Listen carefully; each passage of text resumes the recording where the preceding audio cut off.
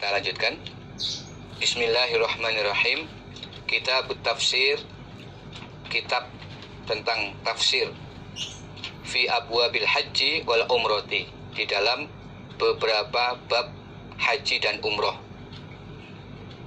Ini menerangkan tafsir dari ayat-ayat dalam Al-Quran yang berkaitan dengan bab haji dan umroh. Babu qoilai ta'ala, bab firman Allah Ta'ala, Inna sofa wal marwata min sya'airillah. Inna sofa, sesungguhnya bukit Sofa, wal marwata, dan bukit Marwah, min sya'airillah, termasuk tanda-tanda keagungan Allah. Faman, maka barang siapa hajja, yang haji, al-baita, ke Ka'bah, awik tamaro, atau umroh, siapa orang, fala junaha, maka tidak ada dosa, alaihi, atas orang, ayat tawafa, tawaf, siapa orang, maksudnya sa'i, bihima, di Sofa dan Marwah. Barang siapa yang haji ke Baitullah atau umroh, tidak dosa mengerjakan sa'i Sofa Marwah. Nah, nanti tafsir dari ayat ini diterangkan dalam hadis halaman 49. Nanti akan kita kaji tafsirnya.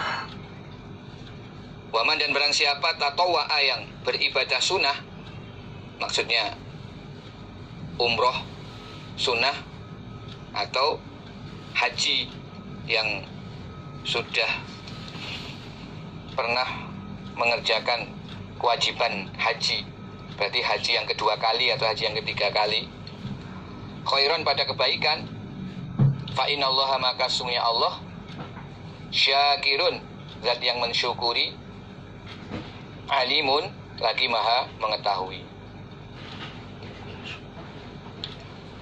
Ayat berikutnya, yas'alunaka, bertanya mereka kepada engkau Muhammad, anil ahillah, tentang bulan sabit atau penanggalan melalui bulan sabit.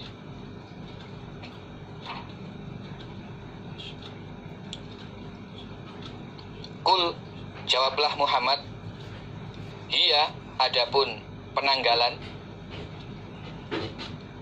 mawakit, adalah beberapa waktu, linasi, bagi manusia. Di penanggalan dengan cara melihat munculnya bulan sabit itu merupakan ketentuan waktu yang sudah berlaku di kalangan umat manusia untuk menentukan waktu awal bulan, sehingga tahu ini bulan haji, bulan Ramadan. Itu caranya dengan melihat munculnya bulan sabit yang menunjukkan tanggal 1 dari awal bulan. Wal haji, dan untuk haji sebagai ketentuan waktu untuk musim haji. Walaisa, tidak ada apal bir, perbuatan baik, bi anta'tu, bahwa mendatangi kalian, al buyuta, pada beberapa rumah, min zuhuriha, dari bagian belakangnya rumah. Walakin albiro, tetapi sungguhnya perbuatan baik adalah man, orang, ittaqo, yang bertakwa, siapa orang. Waktu, dan mendatangilah kalian, al-buyut, pada beberapa rumah, min abwabiha, dari beberapa pintunya rumah. Wattaqu, dan takutlah kalian atau bertakwalah kalian Allah kepada Allah. La'allakum, agar kalian tuflihuna, beruntung kalian.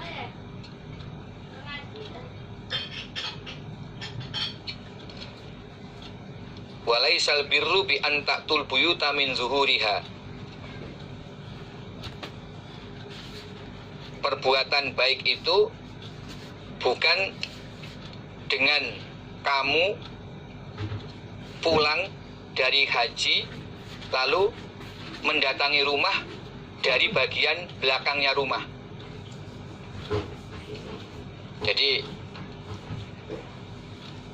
dulu orang jahiliyah ketika selesai haji lalu pulang ke rumah, mereka tidak mau masuk rumah lewat pintu depan. Mereka lewat belakang rumah. Kalau tidak ada pintunya, maka dinding rumah itu mereka jebol. Kalau ada pintu belakang, ya mereka akan masuk dari pintu belakang. Seandainya tidak ada pintu belakang, dinding rumah pun mereka jebol. Karena mereka mempunyai keyakinan pulang dari ibadah haji, ketika pertama kali masuk rumah harus lewat pintu belakang. Nah, kemudian turunlah ayat ini. Allah menerangkan bahwa perbuatan baik itu bukan dengan cara pulang ke rumah lewat pintu belakang. Bukan itu yang dimaksud perbuatan baik. Tetapi yang dinamakan perbuatan baik itu adalah bertakwa kepada Allah. Jadi kalau memang peraturan itu bersumber dari perintah Allah, maka mengerjakannya itu adalah bagian dari takut kepada Allah. Tetapi kalau tidak bersumber dari peraturan Allah, itu bukan perbuatan kebaikan. Yang namanya perbuatan baik adalah perbuatan yang dikerjakan karena mentaati peraturan Allah. Kalau berupa perintah, mengerjakan perintahnya. Kalau berupa larangan, menjauhi larangannya. Itulah yang dinamakan kebaikan. Jadi kebaikan itu sumbernya dari Allah. Kalau tidak bersumber dari Allah, itu bukanlah perbuatan baik yang berpahala, yang akan mendapatkan balasan pahala di sisi Allah. Maka datangilah rumah dari pintu depannya. Jadi hilangkan adat jahiliyah. Pulang ke rumah ya biasa saja lewat pintu depan. Tidak perlu harus lewat pintu belakang seperti adatnya orang jahiliyah. Nah, bertakwalah kepada Allah agar kalian menjadi orang yang beruntung. Nanti akan dijelaskan dalam halaman 63. Jadi tafsir ayat ini nanti dijelaskan halaman 63. Wa atimul hajja wal umrata lillah. Wa atimu, dan menyempurnakanlah kalian al hajja, pada haji, wal umrata, dan pada umroh, lillah, dengan karena Allah. Sempurnakanlah ibadah haji dan ibadah umroh dengan niat karena Allah. Nah, inilah sebagai dasar bahwa ketika kita mengerjakan ibadah haji, itu juga wajib mengerjakan umroh.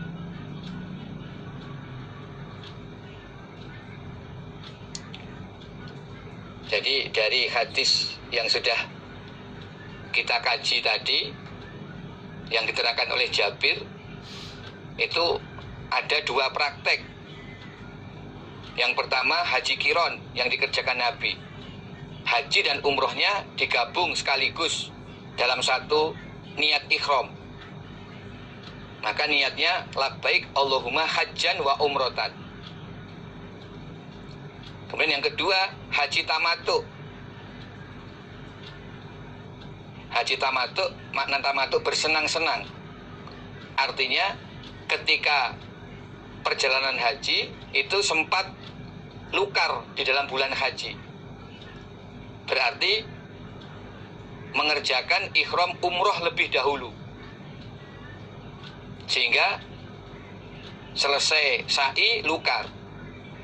Maka niatnya pertama adalah niat umroh, yaitu dengan membaca niat labbaik Allahumma umrotan. Selesai umroh lukar, lalu menjelang hari Arafah tanggal 9 berpakaian ikhram lagi, diniati ikhram haji dengan membaca niat labbaik Allahumma hajjan. Jadi kalau tamattu pelaksanaannya umroh dulu, niat ikhram umroh labbaik Allahumma umrotan sampai umrohnya diselesaikan. Ini wa atimul umrohnya, selesaikan umrohnya, yaitu setelah sa'i terus cukur lukar. Selesai umroh, kemudian sempurnakan lagi ibadah hajinya. Jadi mulai menjelang Arafah berpakaian ikhram lagi, niat untuk haji labbaik Allahumma hajjan. Lalu prakteknya langsung ke Arafah. Jadi langsung ke Arafah, kemudian tanggal 10 tawaf ifadah. Itu sebagai rukun haji. Setelah tawaf ifadah ditambah dengan sa'i sofa marwah sebagai rukun hajinya, rukun ikhram hajinya. Sehingga orang yang haji tamattu itu mengerjakan tawaf sa'inya 2 kali. Yang pertama tawaf sa'i untuk umroh, yang kedua tawaf sa'i untuk haji. Yang pertama tawaf sa'i untuk umroh, kedua tawaf sa'i untuk haji yang dikerjakan ketika tawaf ifadah dilanjutkan dengan sa'i. Nah, ketika turun ayat ini nanti bisa dilihat halaman 64 tafsirnya. Jadi ini memang baru disebutkan ayat-ayatnya. Adapun tafsir hadisnya di halaman berikutnya. Nanti bisa dikaji halaman 64. Bisa dilihat halaman 64.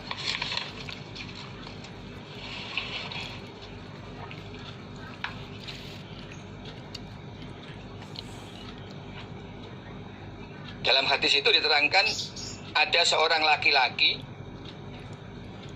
sudah lepas pakaian ikhram, memakai jubah dengan berlumuran minyak wangi, bertanya kepada Nabi, "Nabi, saya ini baru selesai mengerjakan haji. Saya belum umroh. Bagaimana umroh saya?" Lalu Allah menurunkan ayat ini, wa atimul hajja wal umrota lillah. Jadi ini muncul kasus. Ada orang yang ketika Nabi perintah bagi barang siapa yang tidak membawa hadiah supaya merubah ikhramnya menjadi ikhram umroh. Nah, entah bagaimana orang ini dia tidak merubah ikhramnya menjadi ikhram umroh. Dia tetap berikhram haji.